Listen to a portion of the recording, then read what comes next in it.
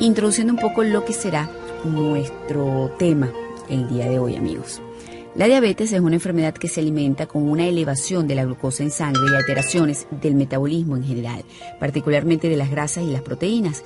En la actualidad, la diabetes se considera una enfermedad multifactorial y un problema de salud pública. Solo en América Latina existen aproximadamente 12.5 millones de personas con el padecimiento y se espera que hayan 25 millones en el 2025.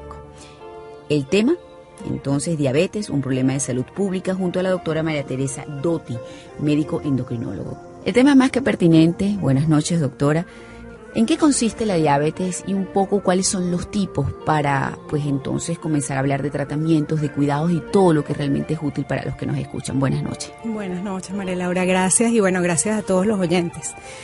Sí, es importantísimo saber sobre la diabetes. Principalmente la diabetes se divide en diabetes tipo 1, que es la que depende de insulina dependiente, es autoinmune, y se observa más en pacientes jóvenes.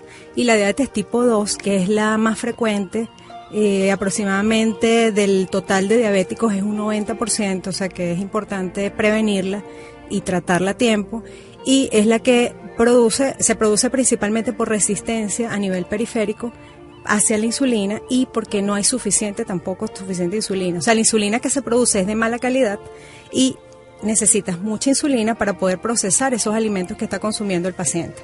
Ahora, antes se categorizaba en pacientes adultos mayores de 30 años. Ahora no, ahora también se está viendo en niños, porque estos niños están siendo más sedentarios, las raciones de alimentos son mayores. Por ejemplo, vamos al cine y le compramos una ración muy grande de cotufas, refrescos.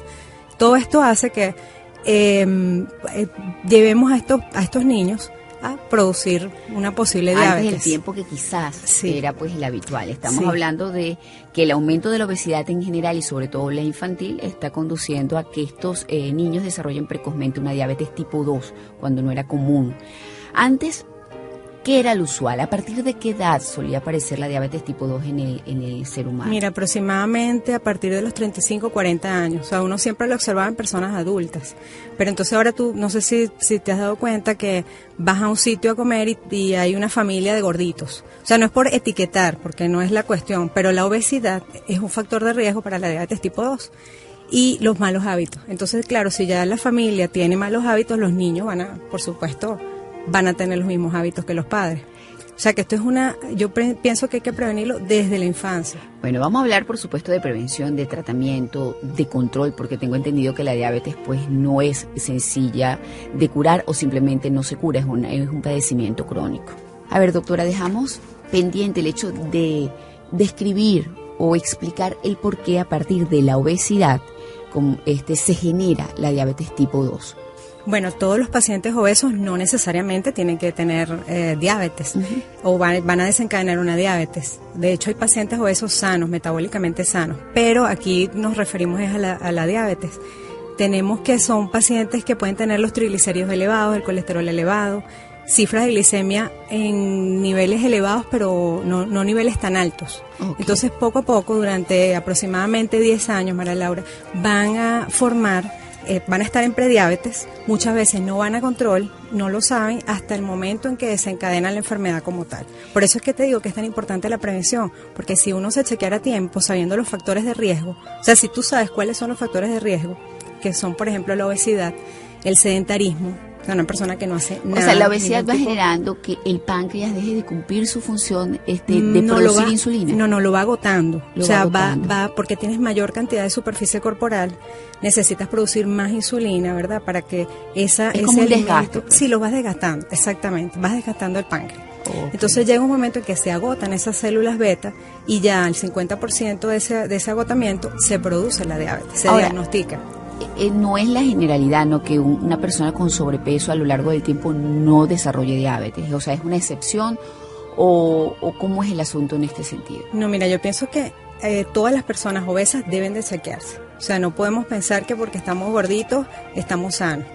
Okay. Yo creo que siempre hay que hacer una evaluación con un médico, puede ser médico internista o médico endocrinólogo, y descartar la prediabetes. Ahora, estamos hablando que el diabético tipo 1 es el que es insulino dependiente, ¿cierto? Pero ¿pudiera un diabético tipo 2 llegar a ser insulino dependiente? Claro que sí, porque poco a poco esos 50% de células beta que quedaban se van a ir desgastando. O sea, y más cuando hay un mal control. Para que la gente lo entienda, el insulino dependiente es aquel que necesita pues inyectarse dosis de insulina todos que no los la días, produce. porque Insulino no la dependiente es que no la produce. Por eso ese es el diabético tipo 1. El diabético tipo 2 es insulino requiriente. O sea, va a necesitar en algún momento de su vida insulina. Y eso es importante que me lo hayas preguntado porque yo sé que hay muchísimos tabús todavía con el uso de la insulina. O sea, los pacientes creen que eso les puede dañar la vista, los riñones, y más bien no, es al contrario. O sea, el usar insulina va a proteger los órganos como la vista, los riñones, el corazón. Todo. Entonces, claro, es necesario que lo indique el médico, pero yo no quiero que tengan miedo los oyentes si en un momento dado se les indica, el usarlo va a ser beneficioso. Ya que hablamos de usar herramientas farmacológicas, ¿qué otras necesita un diabético tipo 2 para mantener su calidad de vida o, en todo caso, frenar un poco la progresión de su proceso diabético? Bueno, las herramientas básicas son cambios de estilo de vida, que sería una dieta enriquecida de frutas, vegetales, el no comer frituras, que te digo yo, bueno, dejar los refrescos de un lado y los jugos también. O sea, ideal es comerse la fruta, que sería una dieta alta en fibra. Tratar de que las porciones de alimentos sean menores y comer varias veces al día, 5 o 6 veces al día aproximadamente, pequeñas porciones. ¿Y la actividad física? Y la actividad física es importantísima. Yo pienso que lo básico sería caminar, o sea, caminar de media hora a 1 hora diaria. Okay. Y luego vendrían los ejercicios de resistencia, que pocas personas lo conocen, que son las de pesas. Pesas, o sea, o ligas. Repeticiones, exacto. Varias repeticiones interdiarias. O sea, no lo vas a hacer todo el mismo día, sino que lo vas a dividir en forma interdiaria, 3 días a la semana. Equilibrando un poco de actividad cardiovascular, un poco de actividad de resistencia. De resistencia, eso es lo ideal. Eso es lo básico para que el paciente mantenga su salud. Hablando de diabetes, un problema de salud pública, junto a la doctora María Teresa Dotti, médico endocrinólogo. ¿Qué tan importante puede resultar para el diabético tipo 1 y diabético tipo 2 la medición de glicemia de una forma regular? ¿Y cuáles serían pues los mecanismos más sencillos para lograr este objetivo? Bueno, esa es una de las herramientas que puede utilizar el paciente y utilizamos todos los médicos para el control o sea, saber si realmente el tratamiento es el adecuado para el paciente o hay que aumentar la dosis. Si la alimentación está funcionando. Si la alimentación, exacto, claro, porque el paciente tiene el control, en ese momento él va a tener el control de qué es lo que está comiendo y cuánto tiene de glicemia. Es un aparatico bien chiquitico, María Laura, tomas la medida con una aguja que ni siquiera se ve actualmente, porque viene como en forma de bolígrafo, viene tapada y se puede calibrar.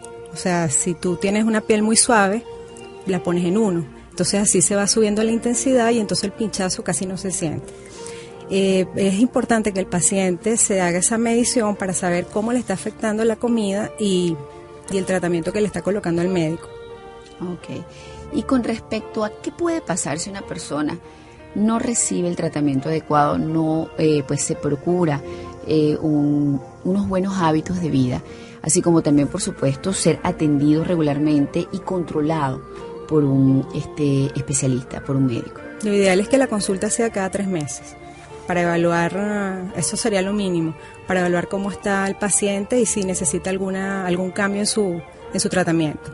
Ahora, las complicaciones que son las más graves serían un infarto, ACV, por ejemplo, las neuropatías diabéticas. Entonces hay pérdida de sensibilidad, más que todo en los pies, y puede haber problemas de lesiones y llegar hasta la amputación, por eso te digo, son complicaciones que son prevenibles. Entonces eso es lo importante de todo lo que se está haciendo actualmente. Sí, porque la lo educación. Que he aprendido de ustedes los especialistas es que el diabético no muere de diabetes, es una de las enfermedades que se generan a partir de ese exceso de azúcar en sangre que va deteriorando órganos importantes como el corazón, los riñones, los ojos. O sea, ahorita es ojos. una de las primeras causas de ceguera, ¿no? Sí. Entonces, bueno, a cuidarse porque es importante. Un paciente controlado puede vivir muchísimos años. Con buena calidad de vida. Yo pienso que lo importante no es que tengan miedo, sino que tomen el control de su salud. Exacto. Y con respecto al Día Mundial de la Diabetes, ¿qué me puede decir? Mira, me parece que es un momento de encuentro de toda la comunidad, no nada más de los pacientes diabéticos. Por ejemplo, yo trabajo en el Hospital Domingo Luciani y nosotros todos los miércoles hacemos un ciclo educativo.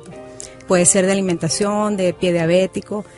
Entonces, yo creo que aquí todos los hospitales y entes privados manejamos eso diariamente. O sea, no esperamos al Día Mundial de la Salud. Pero sí me parece importante que ese día tomemos conciencia. Bueno, muchísimas gracias, doctora, por habernos acompañado. Bueno, gracias a ti y gracias a todos los oyentes. Aprendimos bastante y además nunca está de más la información con respecto a una enfermedad cada vez más común, lamentablemente, como es la diabetes, sobre todo la tipo 2, un problema de salud pública, de hecho.